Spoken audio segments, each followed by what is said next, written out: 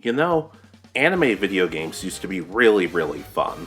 Whether it was the Ultimate Ninja games, the Budokai Tenkaichi series, or whatever the heck that awesome Bakugan game was, anime games were awesome when I was younger.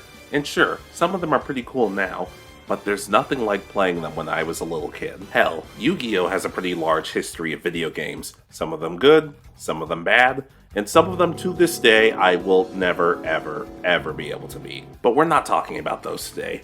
We're talking about games on the PSP, a pretty underrated console for its time, and we're going to talk about the Tag Force games. That's right, Yu-Gi-Oh! GX Tag Force. Let's get into it.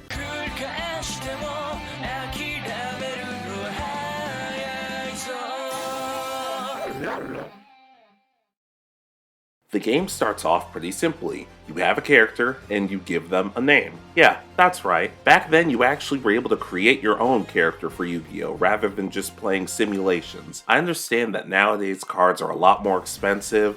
I am never gonna financially recover from this. Especially if you want to make a good deck, so simulations for games works, but I really do miss this RPG style of creating your own character and going through the story. I wish they did that more often.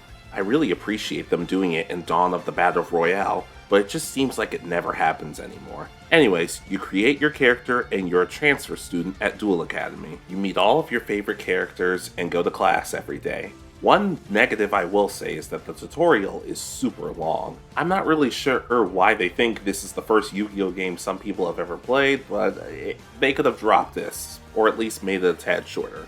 During all of this though, you get really good introductions to everybody, and you see that this game is part Yu-Gi-Oh game and part visual novel, because you get to interact with a lot of your favorites and speak to them in certain ways, depending on how they're feeling, and depending on how you talk to them, you'll get affection.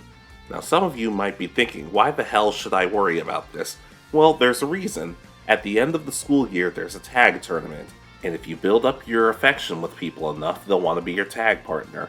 Granted, you could probably duel circles around these people, so you don't really need a tag partner, but it's the thought that counts. Now you might be wondering, how do you do that?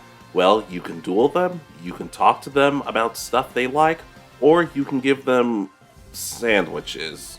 Or I guess I should say, egg witches. Yeah, just like the show, you can actually buy egg witches, and you can give them to people. But it's not as simple as just being nice and giving them to your friends. You actually have to give them the sandwiches they like. The game has these cute little biographies that tell you about the characters and what type of sandwiches they like. But for a quick rundown, Jaden will eat anything, Cyrus loves shrimp and hates spicy food, Chumley doesn't eat meat and loves fish, Alexis likes sweets or vegetables but doesn't like stuff that smells, Bastion loves vegetables, doesn't like fruits, and hates sweets, which is weird because he'll love tomatoes. Zane likes just plain sandwiches, that's right, those actually exist. Chaz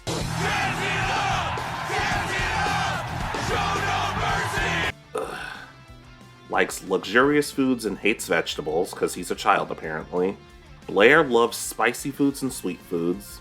Hasselberry likes fish, Aster likes meat, and Jesse will eat, well, it says unusual foods, but just do jam and you'll be fine. But the egg witch that everyone loves is the golden egg witch, and it'll automatically fill up somebody's heart, so go for that one once a day. Why am I talking about egg witches so much? Well, they're kind of instrumental. Seriously, check it out and you'll see exactly what I'm talking about. But those aren't the only characters you can duel. Besides the usual cast of Yu-Gi-Oh! GX characters that get neglected, you also have some extra characters, and oh boy are there a lot of them. But I actually think it's cool. You get these duelists you can go against, and they have a lot of differing personalities that make them kind of interesting. They don't all necessarily get character development, but I don't think that's necessarily needed in this case. But just for a quick rundown, I'll give you some of my favorites. We have Maki the Tsundere, Hori the Robot, Zany the Country Boy, and Masha and Disa. Masha being a little more closed off and reserved, while Disa is somebody who you only want to duel if you have a death wish. And they're twins. And yeah, I guess my first question is, are you twins in real life? No. Right, okay. No, we met at the audition process, didn't we? Yeah. The really cool thing about this game is you really get a feel for what life would be at Duel Academy. Zany and kind of weird, but not at all boring, and I think that's really important and really helps make this game stand out. The gameplay is about what you would expect. It's Yu-Gi-Oh!, it's playing cards. But it's really cool to see how all of the main characters have these special ace cards that get summoned and can attack. Heck, in the Japanese version, apparently they actually have their voice actors. It's just a shame they couldn't do that for the American version, but oh well. As the story progresses, you get the usual beats. Jaden fighting Bastion, the Shadow Riders, all the stuff you would usually expect. Even the Dark Magician Girl makes an appearance. But it ends the same no matter what. You have your tag partner, you go up against Kagemaru, the day is saved. You can replay it a couple of times to get some new cards and team with some new people, but for the most part, it's the same thing for Tag Force 1. Tag Force 2, on the other hand, did things a little bit differently. Tag Force 2 starts at the beginning of Season 3, and this time, you're partnered with somebody from the very beginning. And as usual, winning duels and giving them sandwiches will help boost their confidence with you. You would think I'd be happier with this, but unfortunately it finds a way to drag it, because everybody has 8 hearts, and the first 4 hearts are the same for just about everybody. So you're gonna have to get used to doing a lot of the same duels and skipping a lot of the same cutscenes. But hearts 5 through 8 are where things get really interesting. Each of the main characters you can team with actually has their own story. From Atticus is trying to figure out what's going on with his dad and saving Sartorius, to Jesse and his battles with the Crystal Beasts, everybody gets their own little bit of character development. And sure, some of them are kind of silly, like Blair trying to get closer to Jaden or something like that, but it's still really cool to see. Heck, some of my favorite stories from Tag Force 2 are Aster's, Hasselberry's, and yes, Princeton's too. It just goes to show that all of these guys really do see you as their partners, especially Princeton, who calls you his best partner. It's really cool to see just how much he's grown in that aspect, and I think the game's captured that perfectly. Playing through all of these stories is really something I love doing, even if it does get a little tedious at times, but I still respect what they were trying to do. Heck, Tag Force 2, in my opinion, should get a lot of credit because they introduced fossil cards way before those cards ever became real. It's honestly really cool to see, especially considering those were some of my favorite cards. They work a little bit differently nowadays, but what do you expect? Heck, Tag Force even showed the hot sauce cards. Yeah, those are actual cards you can use in your decks. I don't know anybody who did a hot sauce card playthrough, but hey, more power to you. It's really cool to see that Tag Force wasn't afraid to put in a lot of anime exclusive cards before some of them were even released, and in some cases, some of which were still waiting to get released. It's just so cool that the games recognized that these were supposed to be fun, and not everybody would want to use the same type of cards. I really applaud them for that. But that's mainly Tag Force 2. Aside from some mini-games, there wasn't a whole lot besides a little bit of a slower pacing. But still, the idea of introducing character-specific stories with certain developments was always really interesting to me. Now as for Tag Force 3, that's where things get a little more complicated. Tag Force 3 was not actually released in America. It was only released in Japan and Europe. I have 2 copies and only one of them works, and you do not want to know what I had to spend on these, but I still want to talk about them because I like to think Tag Force 3 is probably my favorite out of all of them. Tag Force 3 actually covers Season 4 of GX, and like I've talked about before, as someone who did not get to experience Season 4 as it was coming out, it was always so fascinating to me to see all these characters and developments that I wasn't really aware of. It was cool, even if I'd rather just watch Season 4 to begin with, despite all of its flaws. Graduation's coming up, and thanks to all the good you've done, you get to pick your partner again. Cool. But much like last time, you have character-specific stories, but these ones are a little bit different. You have different versions of characters, like Jaden in Season 4, Jaden in the beginning of the series, Nice Alexis, Mean Alexis, Obelisk Blue Cyrus, you guys get the point. And depending on which version of the characters you play with, you get different stories. Not all of them work. I wasn't really a fan of Chaz's... Damn it. His pre-development story.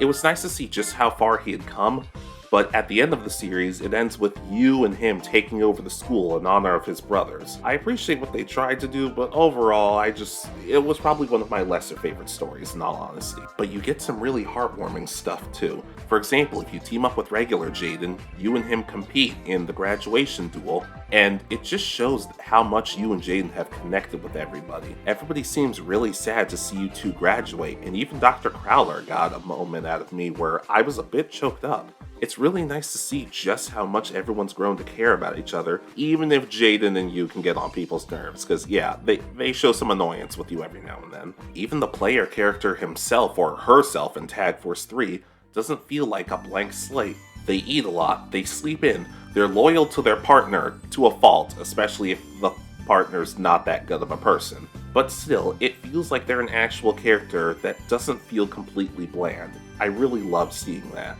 But my two absolute favorite stories in this are Bastion and Blair. Specifically Bastion, because yeah, I've talked about it before. GX did Bastion so dirty, but Tag Force actually seemed like they wanted to help him out. He has a story where he actually ends up becoming like Jaden, has the elemental heroes, is very excitable. It's funny for about maybe 2 minutes and then it gets old. But his original story is actually him realizing, just like the anime, people forget about him, people don't notice him, and you're kind of the only person who realizes that. And you go up against a wide variety of villains, and Bastion still feels left out.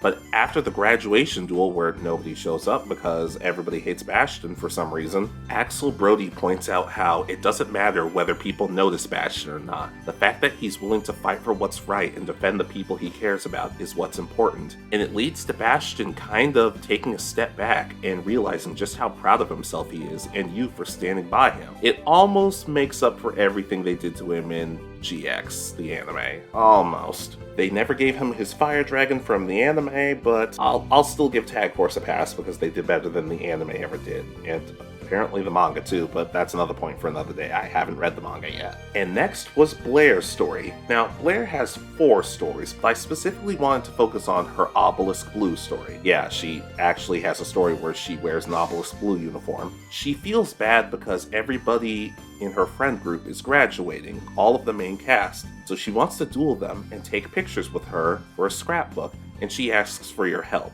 It seems at points that she wants to get close to Jaden because of her feelings for him in the show, but as it progresses, that's not fully the case. As the story progresses, it's actually kind of revealed that she might have feelings for the player character, and that's the case whether the player's a boy or a girl, so that's interesting. Good for her though. And in the last part of the story, she tries confessing to the player, but ultimately gets stopped, and she admits that she's going to become a better duelist and graduate so they can be tag partners again. It's really sweet for a character that really didn't necessarily need something like this, but it's cool to see. Like I said, Bastion and Blair's stories, in my opinion, were the best ones. And I'd like to think that the player, Bastion, and Blair would also be really good friends at some point. So if you ever wonder why I don't hate Blair as much as everybody else does, look at Tag Force as a reason why. But when these games first came out and I first started playing them, I could not stop. 1 has the best feelings of what it would be like at Duel Academy, 2 adds the character-specific stories, and 3 perfects the character-specific stories. I really do love these games, and while I haven't played the rest of the Tag Force series, I'd like to imagine I'm going to enjoy them if they're anything like the first 3. This is really what I miss about Yu-Gi-Oh games. You being your own character and going through the story, or even some brand new stories. Oh, by the way, I forgot to mention that this is the story of how I became the world's greatest hero.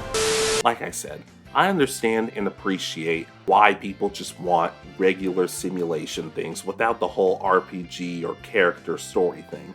But to me, it just makes it so much more fun and interesting. And like I said, I really appreciate what Dawn of the Battle Royale is trying to do. But I would love so much more focus on that. And just the idea that Yu-Gi-Oh games, despite having the same premise of just playing card games, can be different. And I'd like to think that the Tag Force games do a really good job of making it enjoyable for any type of fan. New, old, or somewhere in between. But what do you guys think? Have you played the Tag Force games? Did you enjoy them? What were some of your favorite moments or stories coming out of them? And also, what was the main deck you used? Personally, when I got older, I started using the gladiator beasts, which were introduced in the third game. They were a lot of fun, and I'd like to think that they helped shape me today.